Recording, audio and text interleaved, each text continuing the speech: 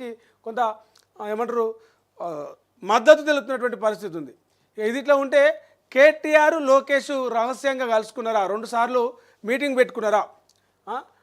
మీరు ఎందుకు మీటింగ్ పెట్టుకున్నారు? ఎవరికి లాభం చేసేందుకు కేటీఆర్ లోకేష్ సీక్రెట్గా కలుసుకుంటున్నారని చెప్పేసి కాంగ్రెస్ నేత సామ రామ్మోహన్ రెడ్డి ఒక సంచలన స్టేట్మెంట్ చేసిండు. ఒకసారి చూద్దాం.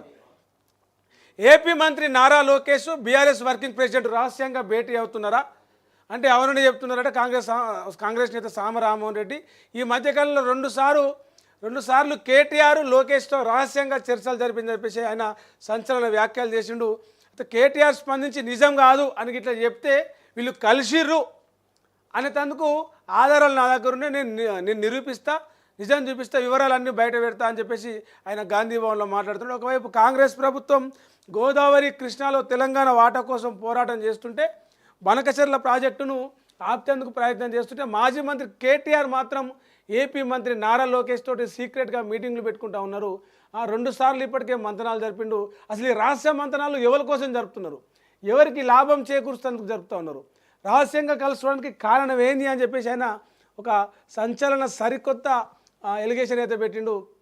ఈ విషయం మీద కేటీఆర్ స్పందించాలి, లోకేష్ను కలవలేదు, ఇదంతా అబద్ధం, కాంగ్రెస్ పార్టీ చేస్తున్న అబద్ధం అని ఒక స్టేట్మెంట్ ఇవ్వమని, ఒకవేళ అట్లా ఇస్తే నేను మిగతా డీటెయిల్స్ అన్నీ బయట పెడతా అంటున్నారు. మరి తెలంగాణ రాష్ట్రం మీద కుట్రలు చేస్తున్నది ఎవరు, తెర వెనుక ఆంధ్ర నేతలతోటి ఆంధ్ర మంత్రులతోటి కలిసి మాట్లాడుతున్నది ఎవరు, ఇదంతా కూడా జనాలు అర్థం చేసుకోవాలని చెప్పేసి సామ రామ్మోహన్ రెడ్డి ఒక ఇది చేసినట్టు. ఇప్పటికే సీఎం రేవంత్ రెడ్డి విస్తున్న సవాల్కి కేటీఆర్ ప్రతి సవాల్ విస్తున్నారు. అయితే అన్ని అంశాల మీద సోమవారం నాడు అమరవీరుల స్తూపం కాడికి రావాలి చర్చకు అని చెప్పేసి సామ రామ్మోహన్ రెడ్డి కేటీఆర్కు కూడా ఒక సవాల్ విసిరిండు. గతంలో కూడా కడెం ప్రాజెక్టుకు సంబంధించి మీడియా ప్రశ్నలు అడిగితే తనకు అవగాహన లేని సబ్జెక్టు మీద మాట్లాడాలని తప్పించుకున్న కేటీఆర్ ఇప్పుడు ఎందుకు బనకచెర్ల, ఎందుకు వ్యవసాయము, రైతులు, సాగునీళ్ళు అని చెప్పేసి మాట్లాడుతున్నారు అని చెప్పేసి ఒక టార్గెట్ చేసే ప్రయత్నం చేసిండు.